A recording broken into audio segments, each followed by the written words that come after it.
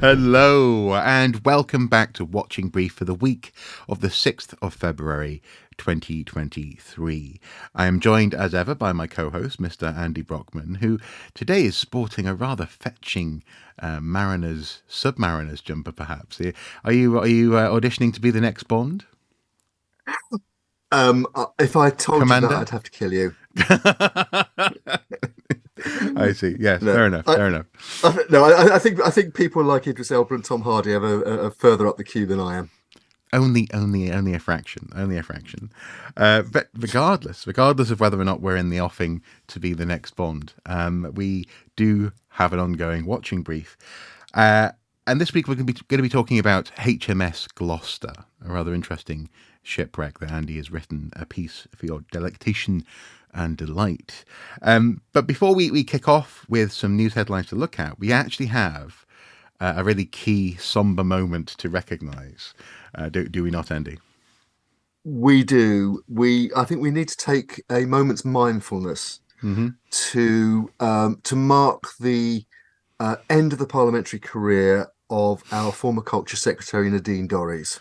Yeah. Her career began with a bang when she authorised the demolition of the Dorman Long Tower against the advice of Historic England, Mm-hmm. and it ended with the whimperiest of whimpers yesterday when it was made known that she was standing down for Parliament at the next from Parliament at the next general election. Indeed. So I just think we need to mark the end of Nadine's political career, certainly parliamentary career, with just a moment's respect. Oh, so actually, Well, so you know, sure. yeah. How can we muster this? So let's just hold this thought in our minds just for a few seconds, okay?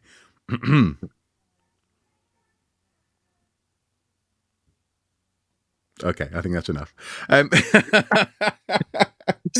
Yeah, more than Certainly enough. than she deserved. To be fair, no, she's gone. We actually now have a new culture secretary, don't we? So since her, there's been one who's now has been replaced in a recent We reshuffle. do. To be honest, British culture secretaries, certainly under the coalition and then Conservative governments, they have about the life expectancy of a World War One subaltern or a drummer in Spinal Tap. We've had one a year since the Conservatives came to power in 2010. Yeah, somehow he just was it drowned in his own vomit or something like that. Yeah, No, no, no, and it's then drowned in someone else's oh, vomit. that's That it. was the Yeah, joke. someone else's vomit. Yes, yes. Yeah. Spontaneous Uh, combustion. Yeah. that's right. Fantastic. Yeah, that is absolutely right. No, the new incumbent is Lucy Fraser MP. It is a promotion for her. She was previously a junior minister at the Transport Department, which means that basically she should know all about Stonehenge. Yeah, yeah. Ooh, yeah, interesting. Actually, that is interesting, especially in light of the first of the headlines we're going to be asking you guys to keep an eye on, or to be pointing you in the direction of, coming from BBC News. HS2 Ltd miscalculated the impact on nature, according to Wildlife Trusts, the campaign and lobbying group, who, in recent months, it's fair to say, have been doing an excellent job for archaeology. Actually, arguably a better job than some of the people whose job it is to lobby like this on behalf of archaeology. I think the response to that is you might say that I couldn't possibly comment. This is Um, true. This is true. Yes, yes. yeah, I'm the wild card. Um, according to the article, the company building the controversial HS2 rail line. This is a high speed rail line that was at one point going to be connecting London to the north. Now will scarcely connect London to Birmingham. It seems. it might not even connect London to London. There's talk that there was a Paddington, kite was it? flown the other week. Euston. Euston, right? It was meant to go all the way into Central London terminus at Euston. There was some talk a couple of weeks ago that it might not even get that far. It would stop on the London outskirts, and people would have to get on the underground. So And um, it's what 3-4 times over budget now. add, yeah, add. pick a figure, add a naught, and it's a mess, Yeah. basically. But anyway, it seems that part of this mess involved underestimating its impact on habitats and wildlife, according to the coalition of charities known as the Wildlife Trusts. Um, the impact, the calculation for the impact was fundamentally flawed, to quote the report.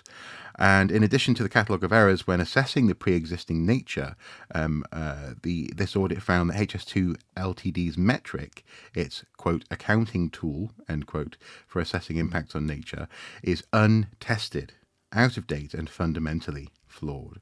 So yeah, pretty damning. They missed out. They missed various things out of the data, including watercourses, ponds, and trees.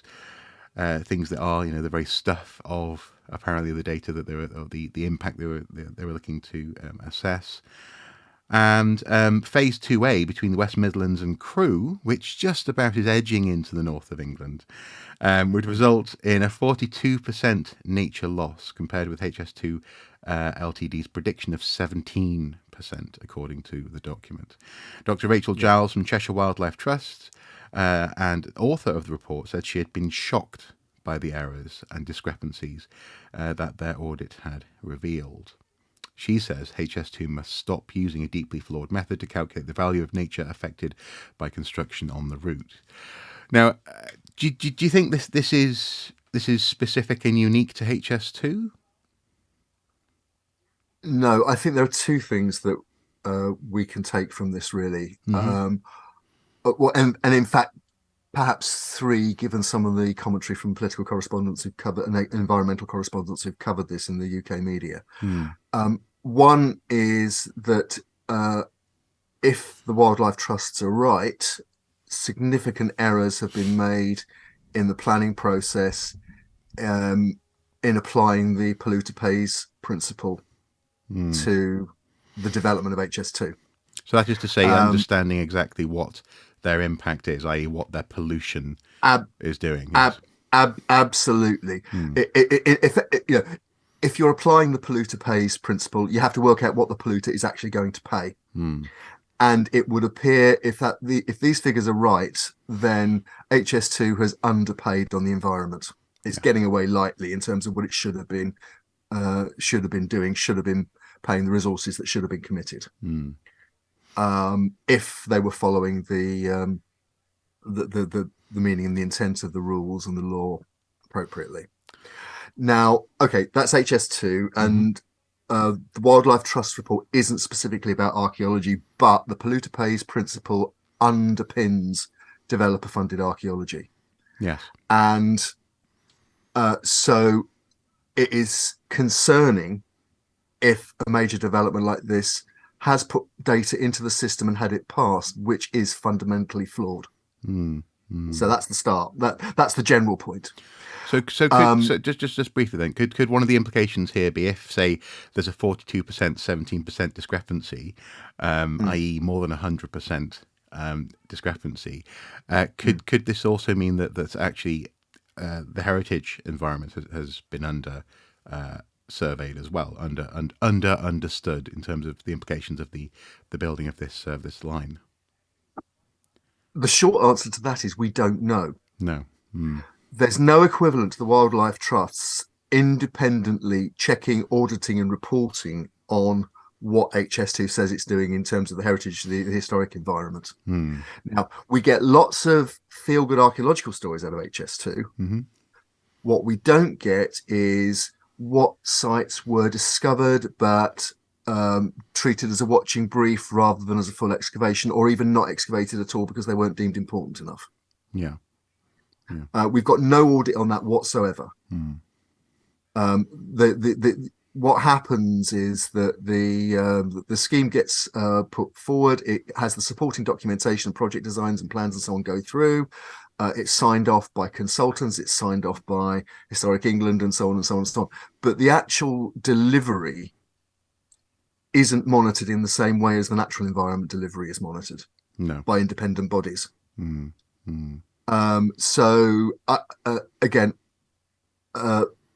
people may or may not be concerned with that. Personally, I think it's a major flaw in the developer-funded system, and I've got another reason for saying that today. There's a direct um, uh, link between what appears to have happened at HS2 Mm-hmm. and one specific project, which is still going forward. It's yet to be given full planning consent, development consent, which is the A303 upgrade at Stonehenge. Yeah. Now, again, it's a report from a campaigning group, the Stonehenge Alliance, Mm-hmm.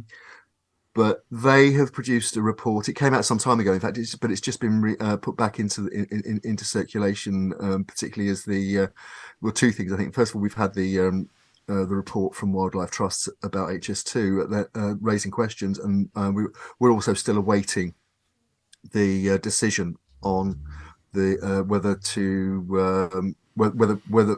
the A303 upgrade is going to be greenlit again. It was given the green light, and then it was found to be unlawful after a judicial review. Mm-hmm. It's been back with the Department for Transport and the minister. The minister's now changed. We've had the reshuffle, so that decision, there's less. There are fewer obstacles in the way of that decision coming forward now. But what the Stonehenge Alliance have done, I put out this a report. It's called, amusingly enough, the Mole Report. And the headline is, as they put it, the Stonehenge road scheme doesn't add up. And what they say there is that in a similar way to the natural environment metrics being misapplied or badly or even not appropriate in the first place, as the Wildlife Trust have said about HS2, the allegation in the Mole Report from the Stonehenge Alliance is that the heritage metrics that have been used to justify the A303 upgrade are also substantially in error. That basically that the heritage benefits have been overstated, and they are asking for a new consultation on what, as they would put it, more accurate metrics. What would a heritage benefit be of gouging out a section of the countryside? I mean, objectively, what possibly would be classed as a heritage benefit? I'm curious. It's things like removing traffic from the immediate area of the monument and that kind of thing. Right, I see. So it's not necessarily the possibility for discovery of archaeology. No. Okay, no. Okay, fair enough. I just thought I'd just clarify that. Okay. How does this relate then to the new culture minister? Well, the A303 upgrade is on the Department for Transport's to-do list. National Highways have it as a project going forward. It was being reconsidered after the judicial review knocked it back. Mm-hmm. And the situation at the moment is we're awaiting a decision. But the other thing that's in play, and it's been mentioned in the coverage of HS2, because the same questions are being asked about HS2. There is a report, certainly in one newspaper report, in the Times report of the Wildlife Trust's data and questions. In a sidebar, they point out that there are stories that the Treasury has called in the Transport Department and is asking it to cut billions from its budget, its capital spend budget. Okay. So, as well, across Whitehall at the moment, we've got the spring budget imminently arriving. With new Chancellor of the Exchequer, Jeremy Hunt. Jeremy Hunt. I said that very carefully. Hunt. Yeah. Jeremy Hunt. Hunt. But basically, the government's looking for savings across government, across Whitehall, and as one of the biggest spending departments, transport is in the line.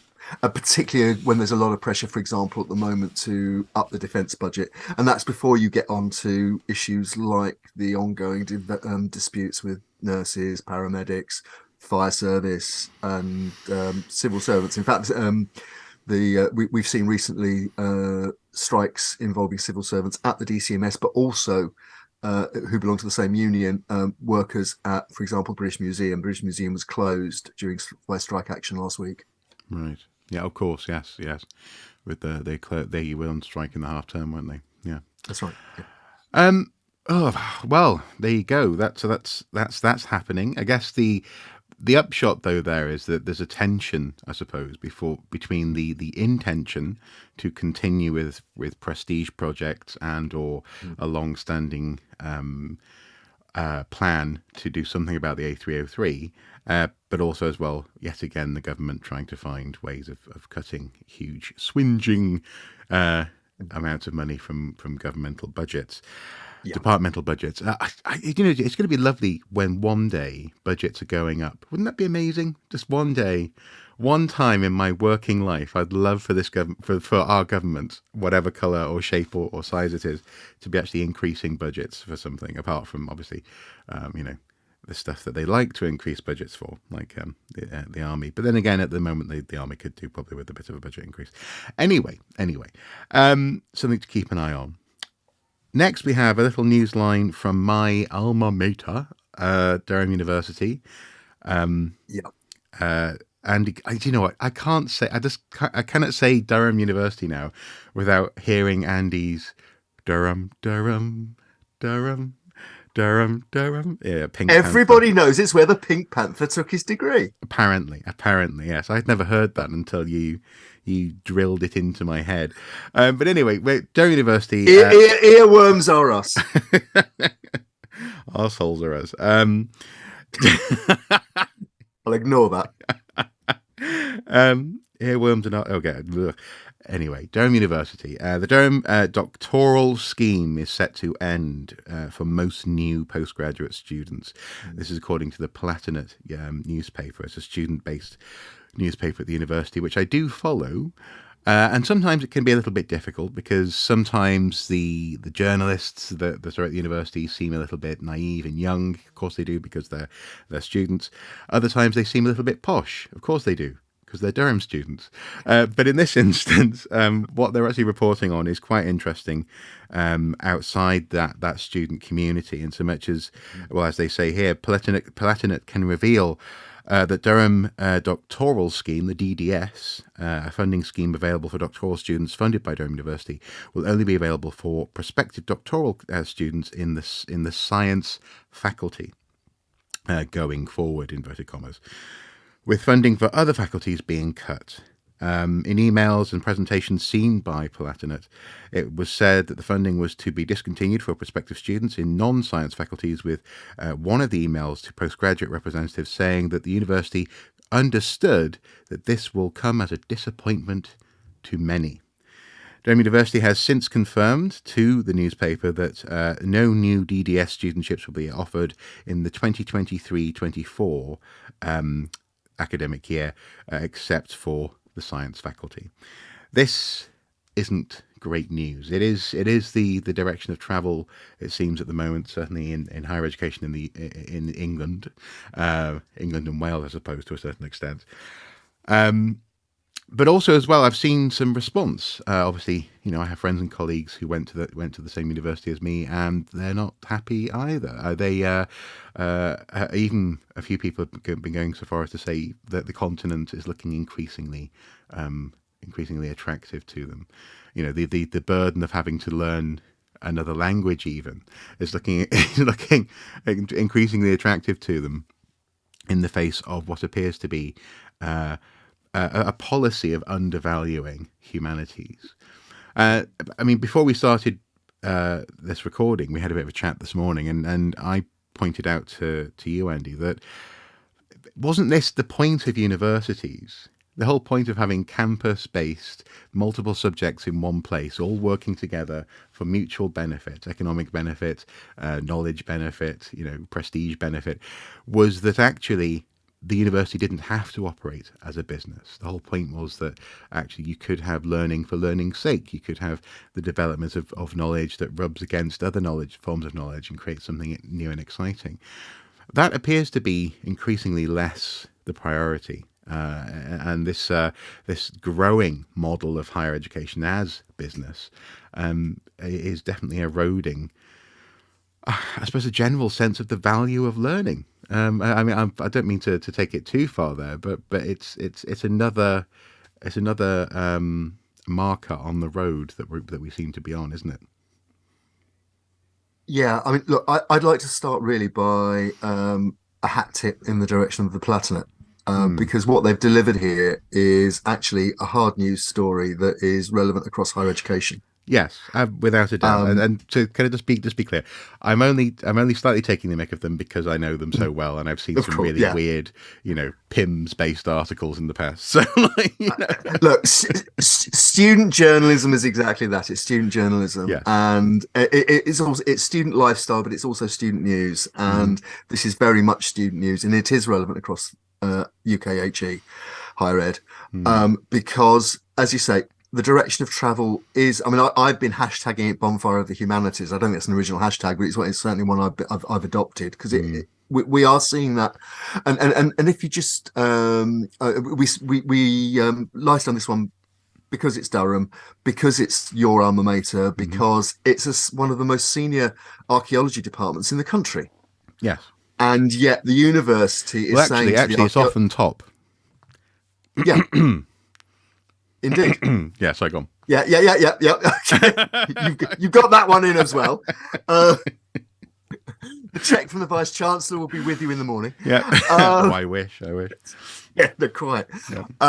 But no, in all seriousness, it is one of the the senior archaeology departments in the country at Durham, Hmm. um, and yet the university authorities are saying, and the Palatinate quotes the communications, for financial reasons, the university is discontinuing funding for its own internal award system Hmm. for PhDs. It's continuing it for anyone except the science faculty. Yeah. So, whether you want to come up with a brilliant new PhD thesis about the late British Neolithic, or an exciting new theory about the novels of Jane Austen, or something. Or for example, the evolution of humanity as it pertains to neuroscience and the structures of the cranium. Now, Something this is actually in the social sciences and things like that. yeah, Yeah, yeah, but actually, it would have crossover that would impact on other yeah, harder subjects, inverted commas. But that's going to be yeah. discouraged. Yeah. That's Mm. absolutely. Now, I mean, you quoted, and we're not quoting the authors, but we have seen social media commentary on this, Mm. and uh, the comment you made about somebody saying the continent looked increasingly attractive. Mm. Someone else got quite cross at the university authorities and basically said, "I smell bullshit." Mm. Mm. That they appear to the university appears to have be claiming it's got itself into a financial situation where it can no longer support, or no longer wishes to support, humanities PhDs from its own funding, from its own Yeah. funds. So in other words, it's not Uh, they don't believe that the university is being pushed to do this. That mm. maybe they're holding their nose and diving in. Yeah. Yeah, exactly. Mm. Now, again, I suspect there's more to come out about this, as it's a new story. We're we are bound to find out more. There's going to be more reaction and so on. One can speculate, and it is only speculation, that, for example, science PhDs tend to bring in lots of funding from multinationals with research budgets in petrochemicals and all the other things Mm-hmm. that Mm-hmm. scientists work on, Mm. and potential commercial partnerships. Whereas Do you, somebody researching the late British Neolithic mm. might not bring in quite so much money. I mean, you can also see. I mean, we commented not that long ago in a watching brief on how there was a rare Nobel Prize given to someone who had looked at human evolution not that long Yeah, ago. yeah, And it is rare. It is unusual to get Nobel yeah, Prizes that even stray vaguely into the realm of humanities and this kind of thing. So yeah. monetarily, in terms of commonly understood public academic prestige, you can see why they're doing it. But to me, it feels like, I mean, often you'll see on, again, on social media comments on these sorts of stories that talk about how increasingly people recognize the cost of everything, but the value of nothing. Mm. And it's a shame. It's a shame. Mm. What is there any? Is there? What do you see coming next on this road? In so much as at the moment we've also, I mean, we recently talked about, didn't we? There being comments coming out of East Anglia, for example. Yeah, Are we about to see another flare up in the bonfire? I suspect we are. Hmm. Apart from anything else, the cost of living uh, crisis affects large organisations like a university as much as it does an individual. Hmm. In that, for example, the costs of building projects, the costs of anything, pretty much, Hmm. consumables are going up. Hmm. Um, you know, budgets are being torn up. Hmm. Budgets that but budget.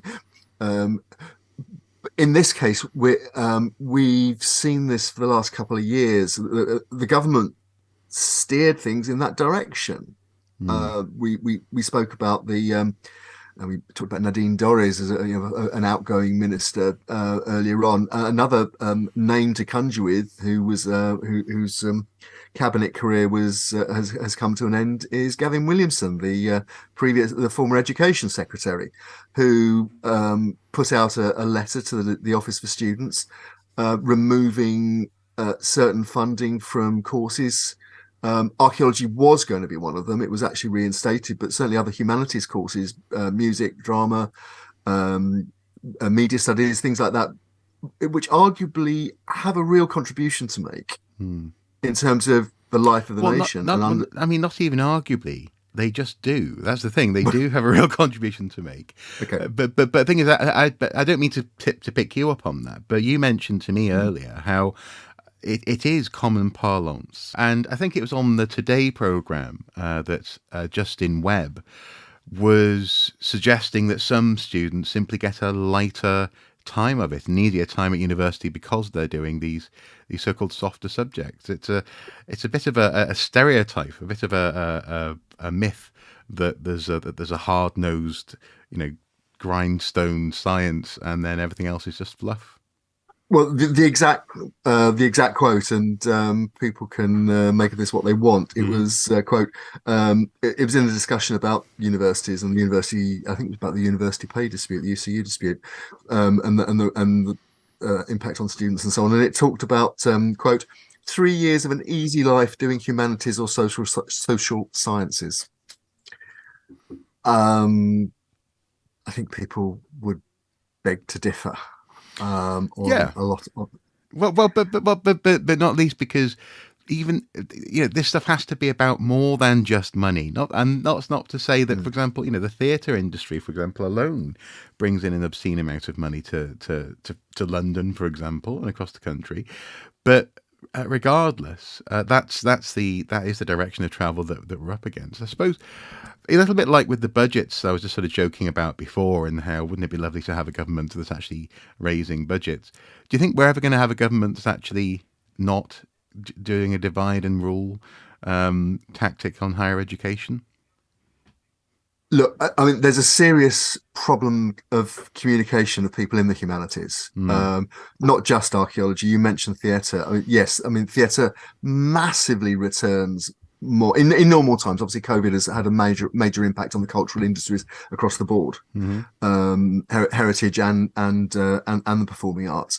But in normal times, which we're returning to, hopefully, um, yeah, heritage, culture, theatre massively return to the economy of UK PLC, much more than any subsidy that comes through from the Arts Council. Mm. And often as well, those careers are very much vocational. They're undertaken by, we've had the discussion about archaeology and pay in archaeology recently.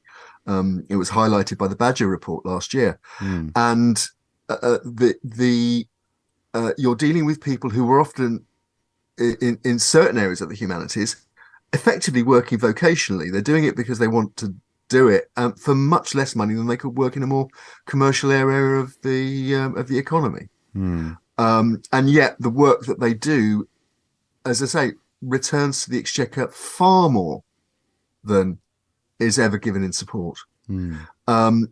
We're not very good at communicating that.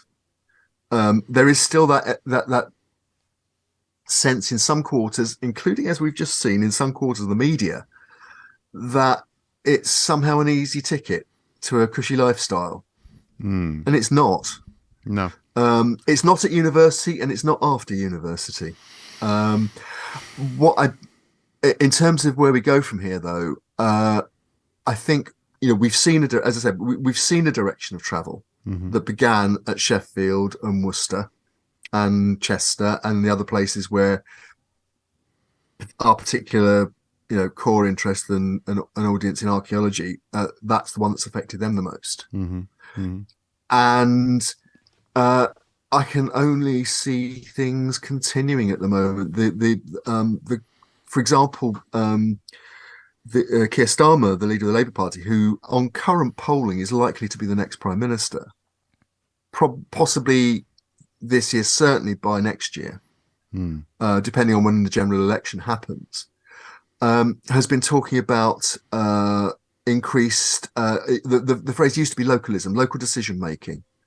And they've talked about increased powers for local authorities, local elected mayors. And one of the things that will be on their agendas is having discussions with educational institutions in their regions to align offers more with the needs of the local economy.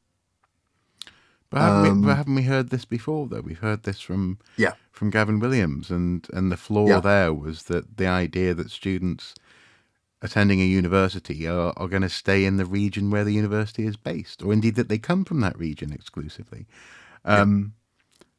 Okay. But okay, so to flip that on its head, though, is then you just talked about communication. Is the need to start talking, if we're not already, with people who are likely to be the incoming education minister in the near future? As a bare minimum. Yeah. And to be honest, these are errors, communications errors, assumption. Maybe people in these various sectors thought it was never going, things were never going to change. That nobody would ever question the value of doing learning about the history and function and development and of theatre, or of discovering about the past. It's not like that anymore. And so, it's a case of yet again playing catch up, I think. Do you know, it's funny talking about the value of theatre. Your naval jumper could also be a beatnik hippie poet type jumper. Or I'm going to carry. I'm going to do the rest of the watching brief through the medium of expressive mime. Expressive mime. Yes. The black cat sat on the mat, man. Yeah, exactly. Yeah. Okay, well, again, these are things to keep an eye on. These are things that we'll continue to report on. A watching brief is a formal programme of observation and investigation to record and report on notable discoveries on an archaeological site. As part of our ongoing watching brief, Andy and I work hard to bring you the best, the worst, and sometimes the more quirky happenings from the world of archaeology. We aim to provide a space where voices can be heard, opinions shared, and sometimes truth spoken to power. If you believe in the work we do, please consider supporting us on Patreon for as little as $1 per month. Thank you.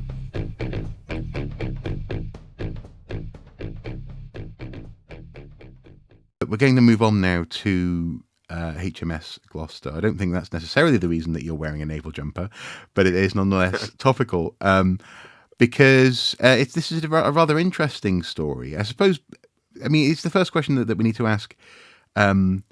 Is where we should start with understanding what this wreck is, because it hit the headlines quite in quite a big way, I think, last year. But there seems to be a fundamental misunderstanding as to who's involved, how they're involved, and what's actually going on around what was being reported as an unalloyed positive in terms of Mm. a historic project, or indeed even as a discovery. It's it's not a misunderstanding so much as there has been a certain amount of spinning going on about the Gloucester and how it came to be discovered and going forward, and that's what the article in the Pipeline is about. It, it derives in part from work I've been doing for over 10 years now on how the British government manages its historic shipwrecks. And how the interface between the diving community, the people who find shipwrecks, the regulators like Historic England, and in case of Royal Navy warships, the owners, the Ministry of Defence and the Royal Navy, how they interact and how the legal side is managed. People might be familiar with the story of HMS Victory 1744, which was located by the treasure hunting company Odyssey Marine Exploration in the mid-noughties. That went through a series of rows. A charity was formed to manage the site, which was then gifted the ship by the Royal Navy, but it was tied up with potential for commercial exploitation, which would be against British government policy under the UNESCO the UNESCO Convention on the Protection of Underwater Cultural Heritage. And eventually that ended up in the courts. There was a judicial review, and eventually Odyssey and the charity were basically told they couldn't salvage or work on the ship. They wouldn't be granted a license. And currently the ship is being preserved in situ in the Western English Channel as per UNESCO rules, although there is still more to go on that, and there's more to come. Do we know when some of these rules from UNESCO's side, or even the Royal Navy side, came into effect? Are these sort of post Second World War statutes? They're more recent than that. The UNESCO Convention was negotiated in the 1990s and came into force, and Britain adopted it in the early noughties. Right. Other things like the United Nations Salvage Convention are older.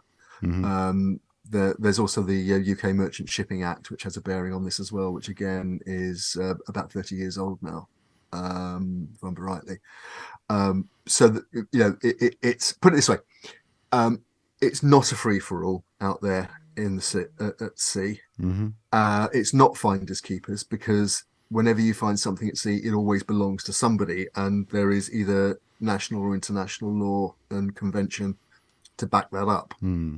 So nobody has any excuse for thinking that it is the case of anything goes and finders keepers. Right. And that's what lies at the root of the Victory story, and I think the evidence now is also to an extent with the Gloucester story. Shall I just sort of do a sort of quick new viewers start here TLDR?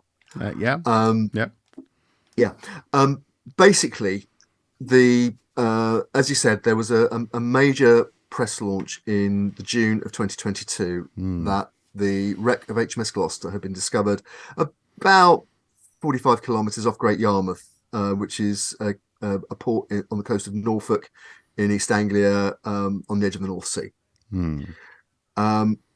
The Gloucester was a Speaker-class frigate of the Royal Navy, 50 guns.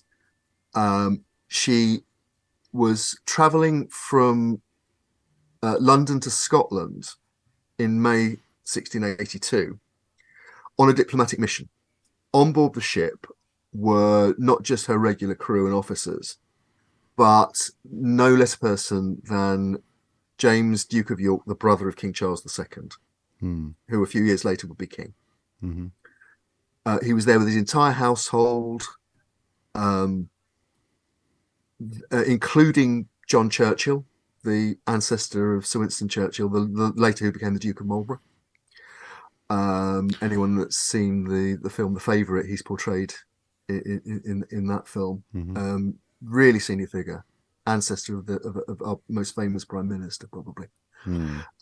And other members of the the Duke of York's court, basically, including one Colonel Legge, who was related to the Washington family and had, as part of his coat of arms, a stars and bars. And the story is that is the origin for the United States flag, the arms of that particular family. Yeah. Well, what So Washington's just across the river from here, and the as you're driving in, the sign has the town insignia, and it definitely has stars and bars. Yeah. yeah. So there's all sorts of resonances going on here. Mm-hmm. Anyway, as was observed by the diarist Samuel Pepys, who was on another ship in the convoy, early on the morning of the 6th of May, 1682, the Gloucester ran aground on something called the Lehman and Ower Bank, which is a sandbank. She stuck fast, couldn't be got off. Eventually, the rudder broke. The ship began to break up and slip back into the water and sink.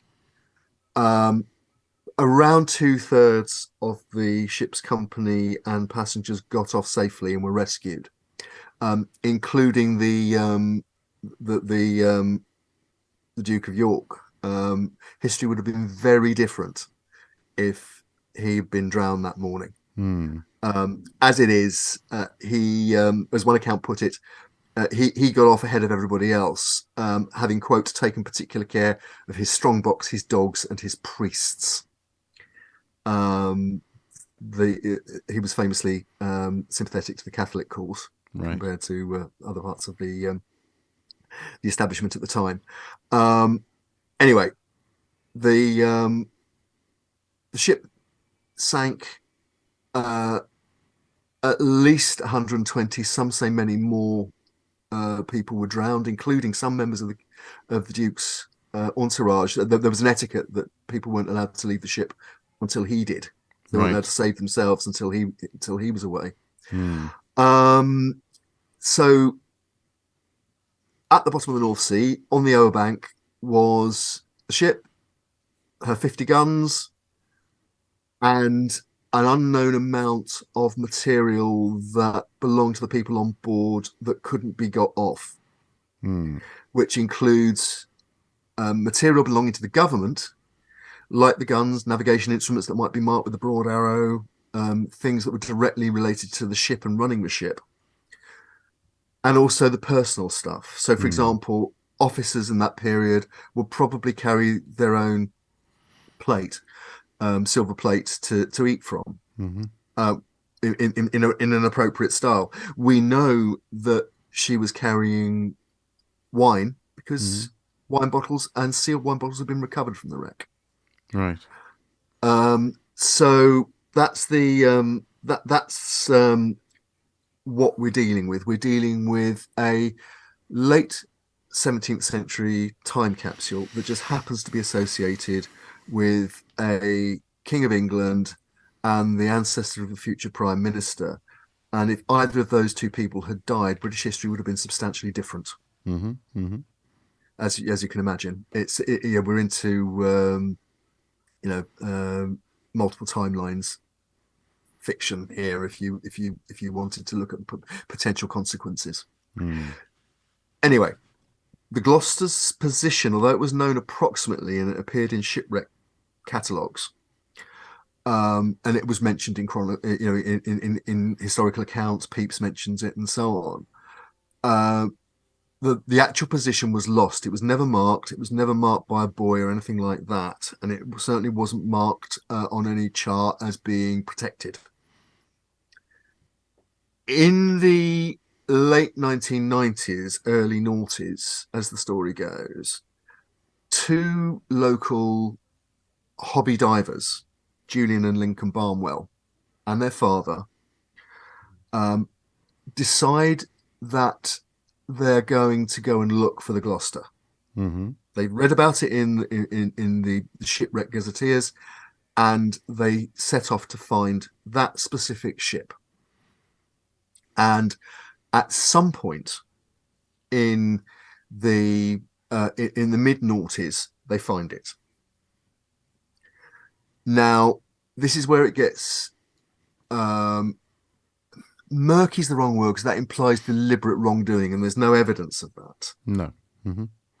But what there is evidence of is that a company called August 320 was formed with the Barnwells as directors, as along with another local man called Mr. Little and a man called John Rose. John Rose had worked with a pioneer of sort of quasi-commercial archaeological salvage called Rex Cowan, Hmm. who had come up, who had reached, for example, legal agreements with the Dutch government to salvage East India wrecks, one called the Flying Heart in the off the coast of Holland, and another one on the people might have heard of called the Roosevelt on the Goodwin Sands. Mm. Again, all perfectly legal. Hmm. It was controversial because there were commercial elements of what Rex Cowan was doing, but as I say, it was perfectly legal, and there was archaeology done alongside that that way of funding. Hmm. So it is possible that because of the personnel involved, something similar was envisaged for the Gloucester. Right. Yes. And that's why the company was set up and appears to have taken attracted investment, Mm. although we don't know who from. Mm. Um, Essentially, the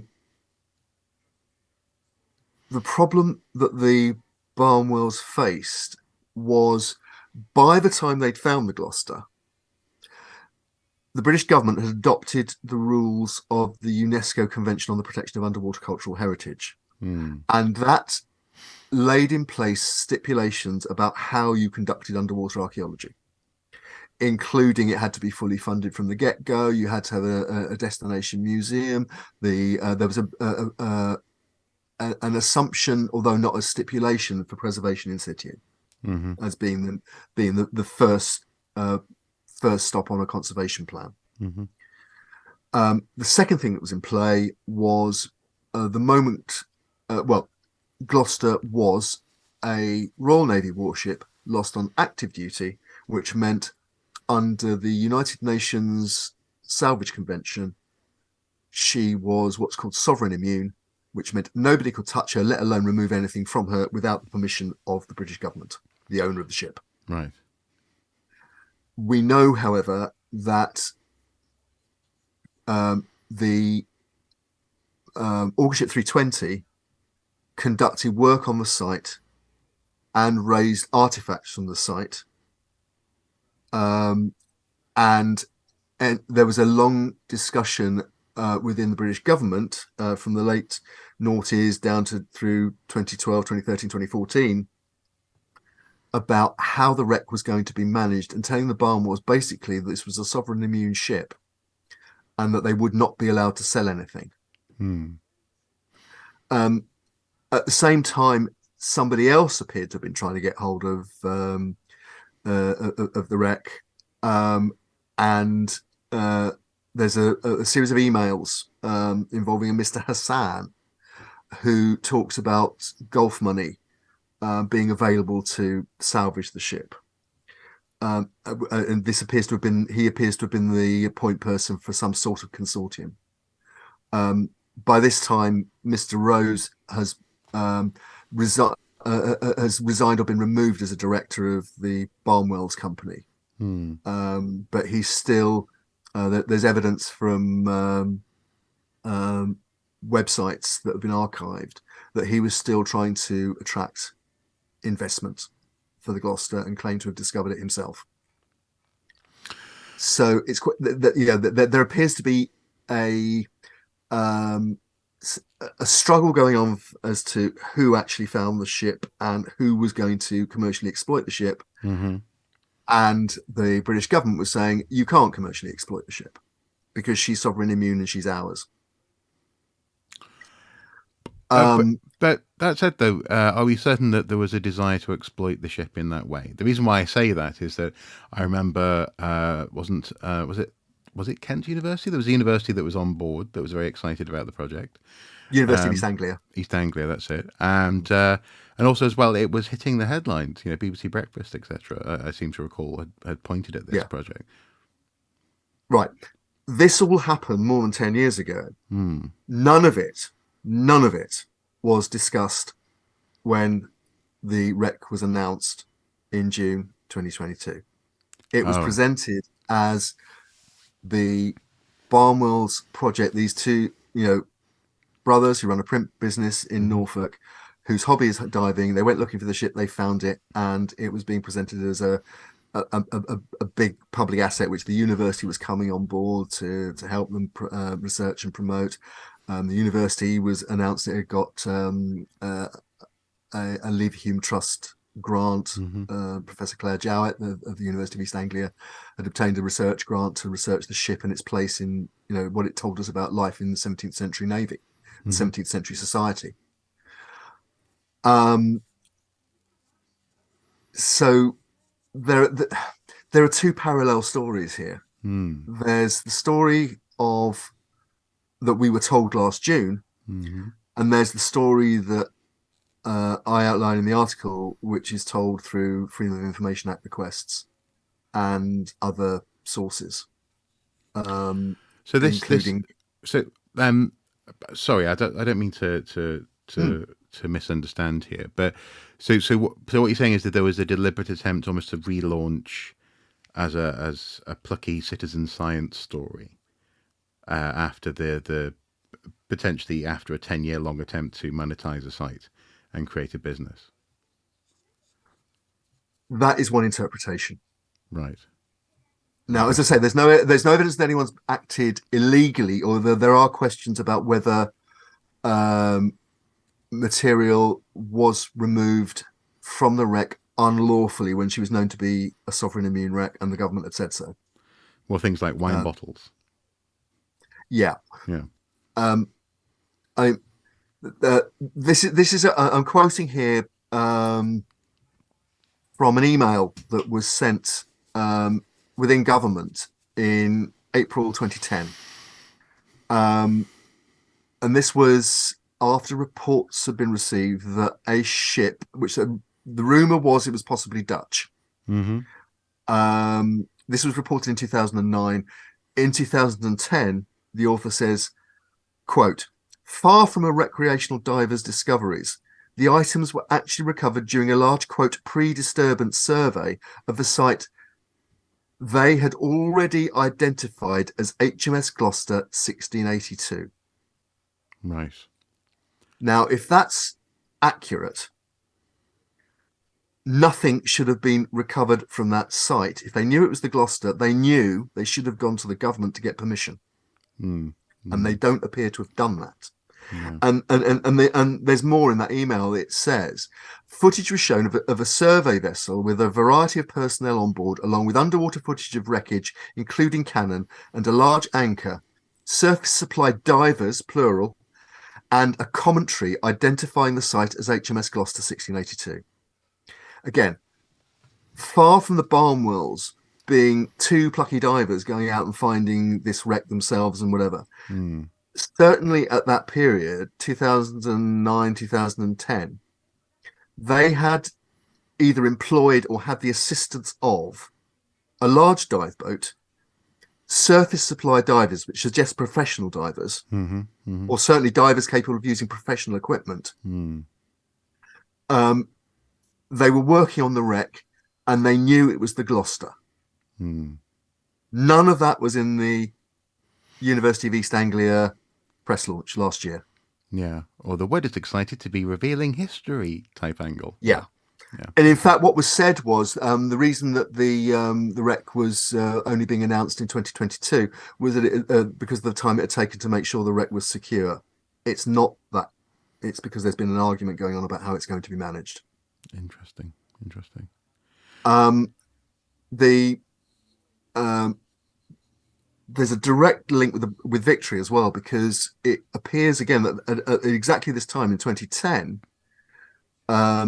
Odyssey Marine Exploration were also involved with the Gloucester, although quite how formally it's not clear. They certainly undertook what's called a photo mosaic survey of the wreck site, and produced a report. And one of their a British archaeologist, Dr. Sean Kingsley, who runs an organisation called Wreck Watch, who was at the time consulting for both Odyssey and for a charity that had been set up to run the Victory called the Maritime Heritage Foundation, appears to have written a management plan for the Gloucester.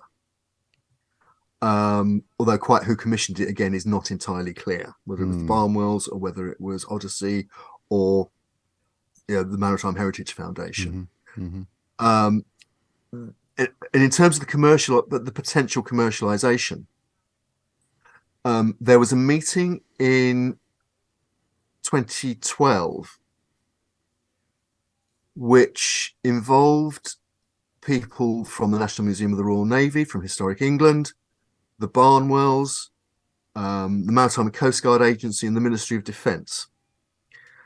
At that meeting, there was somewhat of an argument because, again, I've got the minutes of the meeting under Freedom of Information Act, and this is again a direct quote.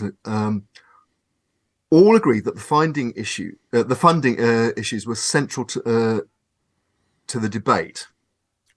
August Ship 320, which is the Barnwell's company, Julian and Lincoln Barnwell are directors of that company, commented that the August Ship Group had already expended considerable sums in bringing the project to its current stage, and that while they were willing to provide financial backing, the group and its investors were, however, keen to see a financial return related to the recovery of personal property from the wreck. What that implies very strongly is that artifacts from the wreck, which could not be identified as belonging to the British government, could be potentially sold. Yeah. Which is absolutely contrary to the British government's policy under the UNESCO rules. And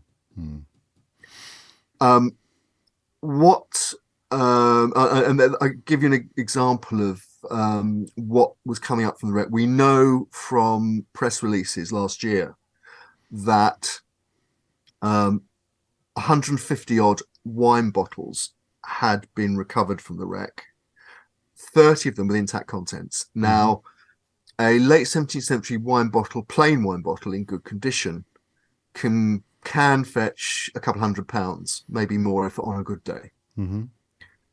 And a sealed wine bottle, well, to give you a rough idea, in 2019, Christie's put some sealed wine bottles from a wreck off the coast of Germany on sale, with estimates of £26,000 to £30,000 each. Wow. Yeah. Crikey. And they probably won't even taste that good. Yeah. Well, no, it came with a warning that, and in fact, any underwater, that there is actually a market for sealed underwater alcohol. Yeah. Whiskey's the most famous, but there underwater champagne and wine has also been sold at auction.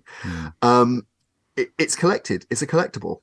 In this case, the estimate was 26 to 30 grand each. We don't know what, if anything, they fetched in the end because the price hasn't been made public. But if that estimate was correct, and Christie's have to be relatively realistic when they're putting things on the market. Conservatively, 30 sealed bottles from the Gloucester at auction could be worth something like £750,000. Yeah. So it's not just shiny stuff that's valuable in shipwrecks. And of course, who knows what shiny stuff was also there as well, that particularly the officers and the musicians and the other people from James's entourage couldn't get off in time. Mm. Um, and so you can see why a wreck like this would be attractive to find Mm-hmm. because of what might be on board. Mm. And you can see why a commercial salvage company like Odyssey might want to get involved as well, because Mm. they're wanting to push projects and have people buying shares. As it was, I think possibly because the Victory project was already going wrong, Mm-hmm. the Ministry of Defence backed off. At one stage, they were trying to have the Gloucester managed alongside the Victory by the Maritime Heritage Foundation. Mm. That plan seems to have been dropped in 2012 after a lot of pushback from particularly Historic England, Mm. who had major doubts about the capacity of the Maritime Heritage Foundation to actually manage the Victory, let alone another site as well. Mm. And also, the MOD appears to have realised that they made a big mistake in gifting the wreck site of HMS Victory to the Maritime Heritage Foundation, which they'd also done in early 2012. The Gloucester remains British government property, which is how this story has spun out, shall we say, for another 10 years. Now, you actually said to me before we set out the agenda for this episode that you were particularly reliant on FOIs for this story and the importance of freedom of information requests, and that is something that we shouldn't be taking for granted. Do you want to just expand a little bit on that for the people at home? Yeah, trying to find out what the government is doing is very difficult. Mm. There is a rampart of spin and statements and so on, which you have to try and get behind to find out what's really going on. Mm. And then I'm not the kind of person that says everything the government does is skullduggery. No. But what I am, people who do the kind of stuff that I'm doing here are trying to do is really show how government works. And any organization, any operation that is run by people sometimes makes mistakes, and some people are bad actors. Mm. Mm. Now, I'm not saying that any of the current anyone involved in the Gloucester story is necessarily a bad actor. It's that things were going very wrong in the hierarchy of the Royal Navy, in the administration of its legacy of historic shipwrecks in the late noughties, early 2010s. The civil servants who were running the system appear not to have been observing certainly the spirit and the letter, actually, of what was stated British government policy, which was to follow the UNESCO rules. I'll give you an example. That the civil servant who was running the Gloucester the Gloucester management in 2013 wrote a draft letter that went to Historic England and others for comment. And he said, which is Navy Command, and he's speaking on behalf of the government, he said, we would, however, have no objection in principle to the proceeds of the disposal of individual items which are not required for retention being used to supplement other funding for the project. Now, that is absolutely not allowed under UNESCO. Under UNESCO, the entire site archive has to be kept together as one thing. This is what you were saying about there being a recipient museum, about everything being fully funded beforehand. Absolutely. Presumably so that you're not, for example, tempted to sell off parts of the project to fund it. Yeah. That's right. Yeah. It was absolutely inconsistent with the UNESCO rules, which was stated government policy, which is a civil servant in the British civil service working to make government work. Should have, in fact, Historic England pushed back on that very hard, and that line was cut from the subsequent letter. Okay.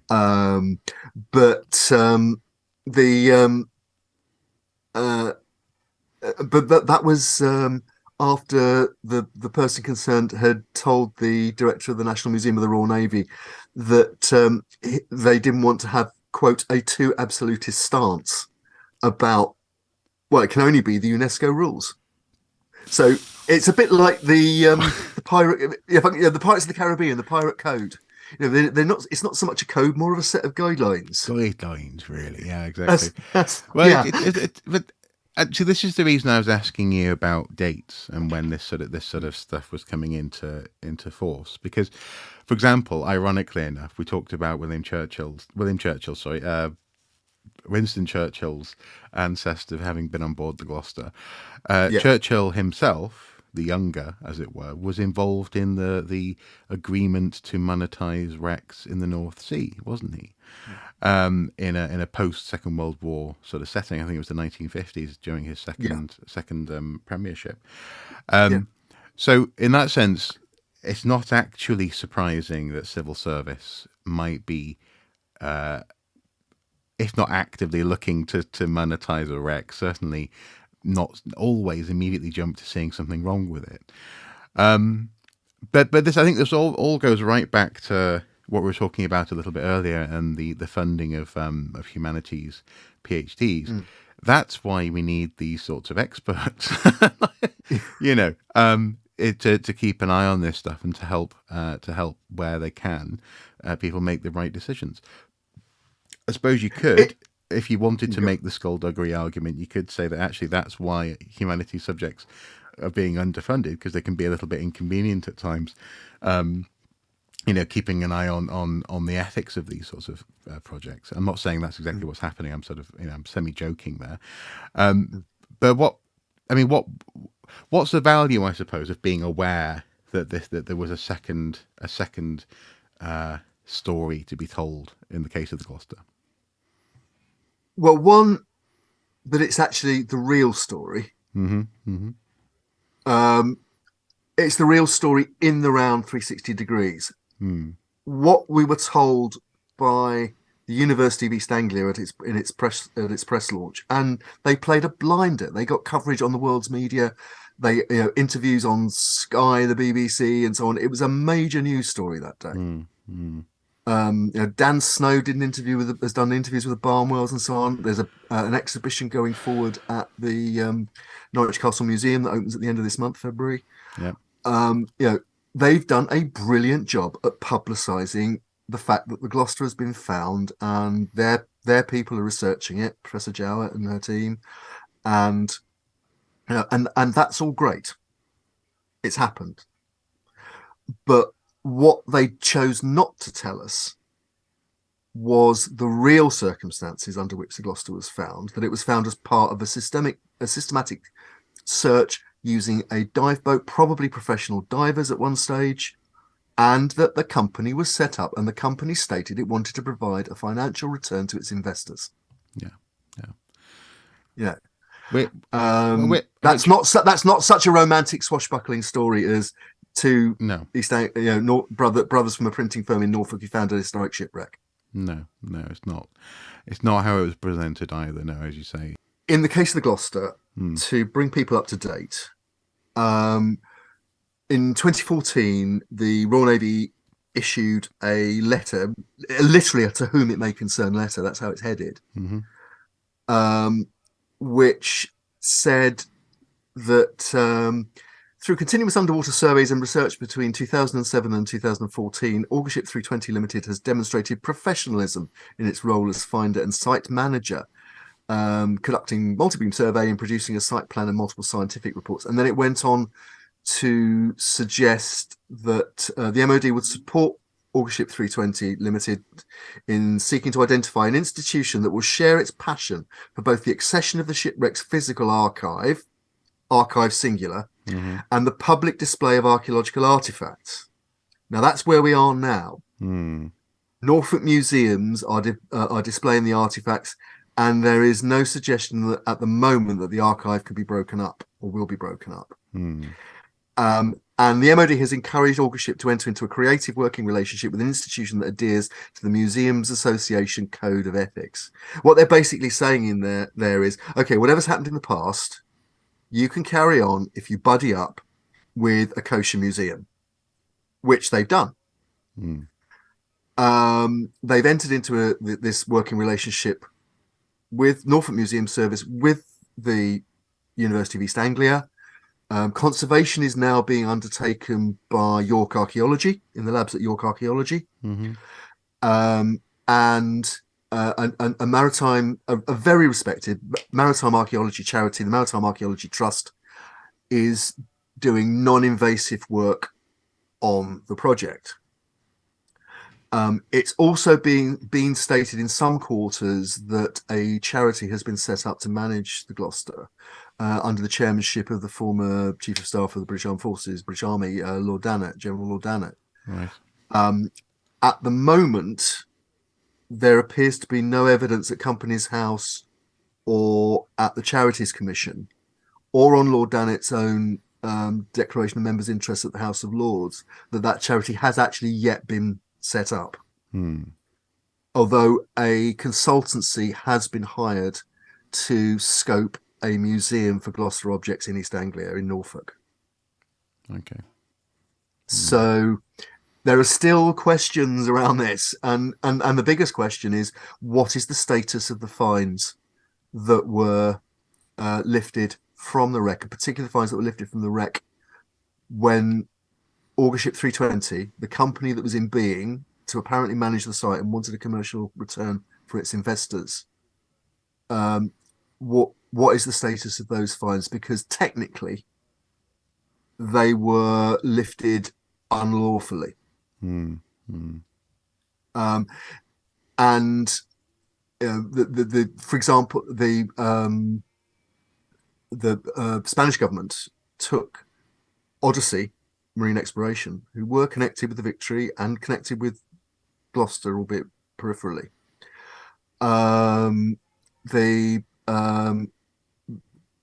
Odyssey were taken to court in Florida by the Spanish government for lifting material, in fact 17 tons of silver coin from a wreck called the Mercedes, Nuestra Señora de las Mercedes, Spanish frigate that was sunk in 1804. They did it without permission. They went looking for the ship. They found it. They lifted the treasure without permission of the Spanish government. Spanish government won the court case, and Odyssey was forced to return the coins. Right. Yeah. They got, and in fact, the only compensation they got was the value of the plastic buckets that the coins were in. Now, the situation that faces the Barnwells, and this is the point I'm going to finish on. The Barnwells are creditors, it would appear, on the published accounts of Auguship 320 Limited, which is now actually morphed into something called Norfolk Historic Shipwrecks Limited. They have put thousands of pounds of their own money into this, which they say that they are owed, they're on the books as being owed as creditors, which is perfectly, again, it's perfectly legal. The problem now is, how can they and other creditors that we know are around, to the tune of round about £1.2 million, how that money can ever be paid back without the British government breaking the UNESCO rules, which are its own policy. True, but also is this also quite possibly just not the government's problem? If private citizens want to spend money on finding something, then they're very welcome to do so. It doesn't mean that they're guaranteed to get a return. It's certainly arguable that the legal position is that if the Barnwells were to go to the government and say, we want a salvage reward for that material to cover our expenses, the government could say, you did it without our permission, go and do one. Go away. Not you have no right. We have no obligation to you. There was no contract. There was no permission. Okay, well, interesting. Moral of the there's definitely a moral there. I think moral of the story somewhere to be found. And there's more Um, to come about the story, which I'm working on at the moment. So watch this space. absolutely, yeah. Link below. Thank you for your time this week, Andy. Thank you guys at home for watching. Do comment below. I suppose one final thing is that we are still flying the flag for the Disasters Emergency Committee in the link below, the quote unquote link of the week, which hasn't changed for basically a year now. But we want to re emphasize that link in light of the recent events in Turkey and Syria, the earthquakes there have been devastating, and the Disasters Emergency Committee are also working in the region, and so we are re renewing the call and redirecting your attention once again to that link, just to be aware of it below. We're also coming up on the 1 year anniversary of the beginning of Putin's war in Ukraine, so we'll probably be linking to that until at least then. I suppose at some point we'll have to change our link of the week, but it just hasn't felt appropriate over the course of this year to move away from it. But yeah, just be aware of that. The earthquakes have been truly astonishing, and the DEC are working in the region. Thanks for watching, guys. If you have any stories that you'd like us to keep an eye on, please do email us. That's the other thing that you'll see on screen below. And actually, don't worry, I have seen the emails that have been sent through suggesting either things for us to look at in terms of entertainment, but also as well some cheeky things that we might be able to do some other stuff with. So thank you for those emails, guys. Until next time, do take care. Bye-bye. Bye bye.